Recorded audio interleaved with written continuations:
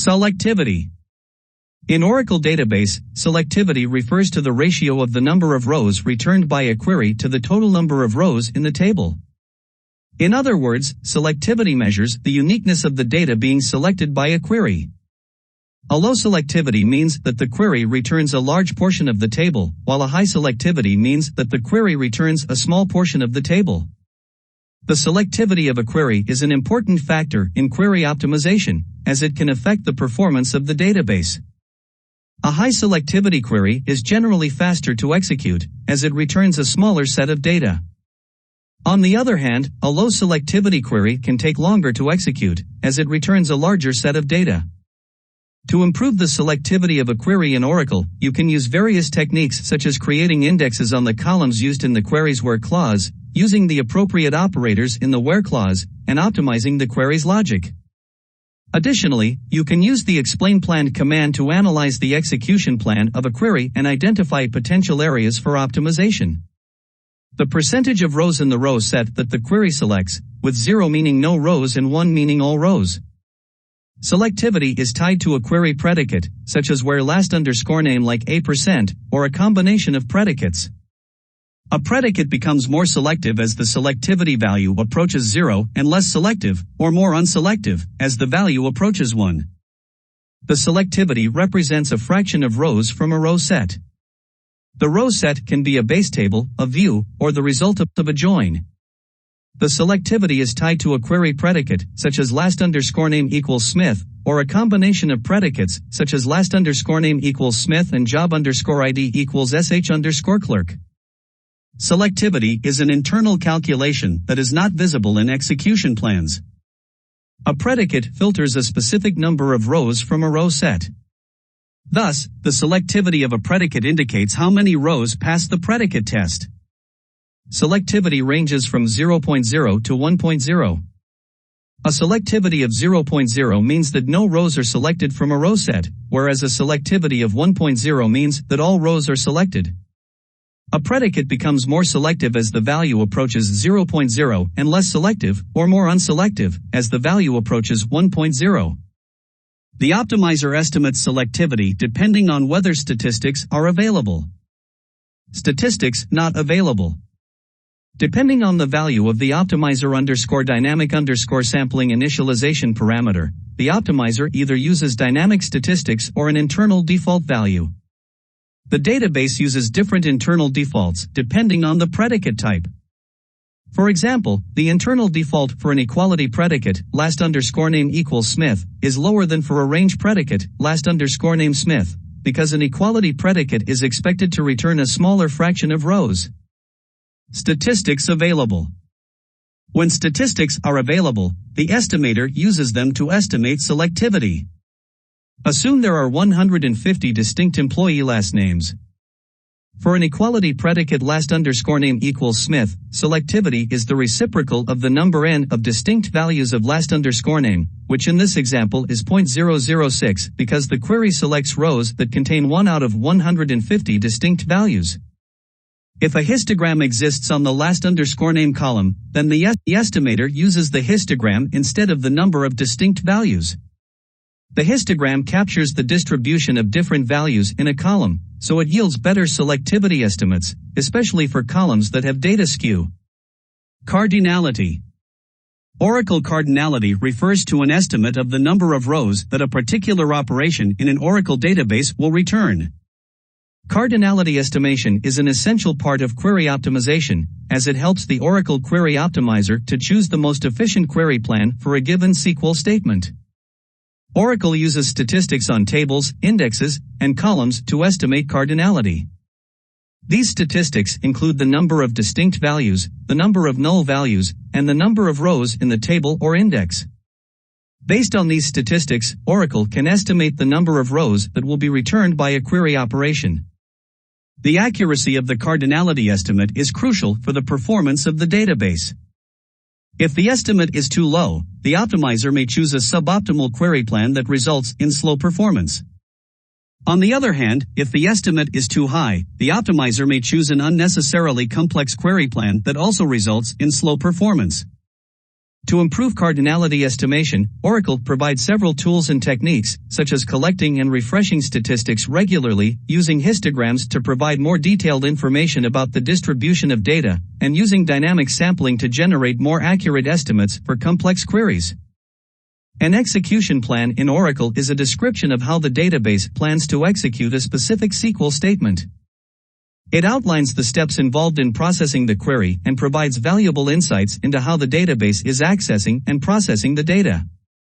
Here are some steps to read an execution plan. Run the SQL statement. Before you can analyze the execution plan, you need to run the SQL statement that you want to optimize. This can be done using a SQL editor or command line interface. Generate the execution plan. After you have run the SQL statement, you can generate the execution plan using the explain plan command. This command provides an explanation of how the database will execute the statement. Understand the basic structure. The execution plan is presented as a hierarchical tree structure. The nodes in the tree represent the steps involved in executing the query, and the branches represent the order in which the steps are executed. Examine the access methods. Each node in the execution plan represents a specific access method that the database will use to retrieve data. The most common access methods include full table scans, index scans, and nested loop joins.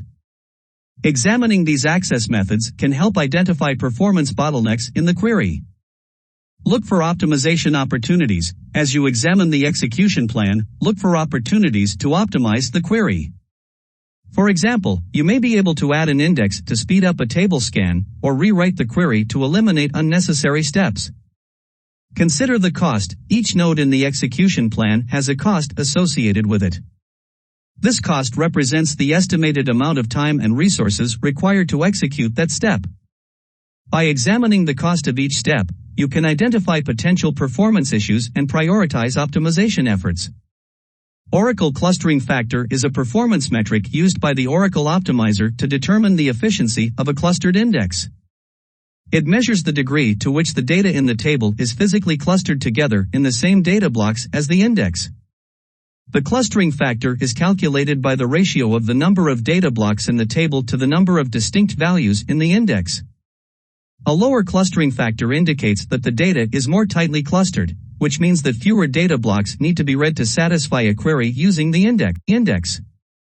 A high clustering factor indicates that the data is scattered across many data blocks, which means that more data blocks need to be read to satisfy a query using the index. This can lead to poor performance and increased I/O, as more disk reads are required to retrieve the necessary data. In summary, a low clustering factor is desirable for efficient query performance with clustered indexes. If the clustering factor is high, it may be worth considering rebuilding the index or reorganizing the table to improve performance. The cardinality is the number of rows returned by each operation in an execution plan. This input, which is crucial to obtaining an optimal plan, is common to all cost functions. The estimator can derive cardinality from the table statistics collected by dbms_stats, or derive it after accounting for effects from predicates, filter, join, and so on, distinct or group by operations, and so on. The rows column in an execution plan shows the estimated cardinality. For example, if the optimizer estimate for the number of rows returned by a full table scan is 100, then the cardinality estimate for this operation is 100. The cardinality estimate appears in the rows column of the execution plan. The optimizer determines the cardinality for each operation based on a complex set of formulas that use both table and column level statistics, or dynamic statistics, as input. The optimizer uses one of the simplest formulas when a single equality predicate appears in a single table query, with no histogram. In this case, the optimizer assumes a uniform distribution and calculates the cardinality for the query by dividing the total number of rows in the table by the number of distinct values in the column used in the where clause predicate. For example, user HR queries the employees table as follows. Select first_name, last_name. From employees. Where salary equals 10200. The employees table contains 107 rows. The current database statistics indicate that the number of distinct values in the salary column is 58. Therefore, the optimizer estimates the cardinality of the result set as 2, using the formula 107 divided by 58 is equal to 1.84. Cardinality estimates must be as accurate as possible because they influence all aspects of the execution plan. Cardinality is important when the optimizer determines the cost of a join. For example, in a nested loops join of the employees and departments tables, the number of rows in employees determines how often the database must probe the departments table. Cardinality is also important for determining the cost of sorts. Cost. This measure represents units of work or resource used. The query optimizer uses disk I/O, CPU usage, and memory usage as units of work. Plan_hash_value is a very good indicator to see if the plan changed or not. Don't get me wrong, I also use plan_hash_value, but in addition to comparing CPU time and elapsed time. Execution plan can change even when there is no change to the plan_hash_value. Salient points from these test cases are: 1. Plan_hash_value is dependent upon partial execution plan, not on complete execution plan. 2. If a predicate is moved from filter_predicate to access_predicate or vice versa, it doesn't affect plan_hash_value. 3. Changes in the parallelism of the queries does not affect plan_hash_value. For example, if a query used 4 parallel slaves today and 16 parallel slaves yesterday, that change is not visible through plan_hash_value.